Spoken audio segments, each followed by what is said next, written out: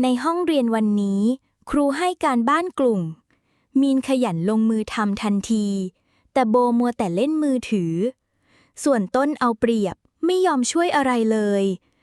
คืนก่อนส่งงาน มีนทำจนดึกเพียงลำพัง